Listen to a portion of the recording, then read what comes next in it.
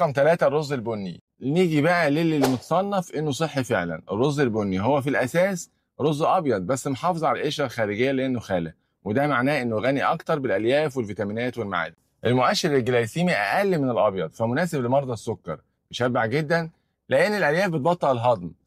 الكوبايه المسلوقه برضو تقريبا 200 ل 215 سعر حراري، بس الفرق ان الالياف بتخليك مش جعان بسرعه. عيبه بياخد وقت في السوى، طعمه مختلف شويه، مش كل الناس هتحبه من اول مره.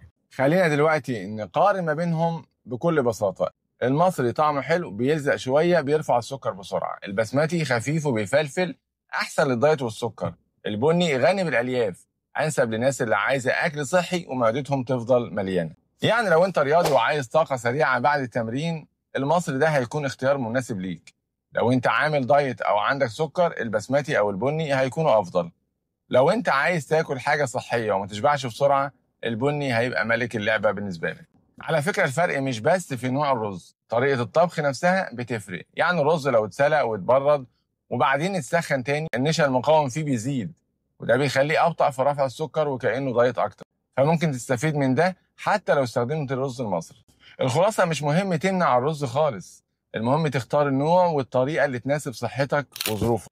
المصري ليه مكانته، والبسمتي برضه ليه شغله، والبني ليه المكانه الخاصه بيه.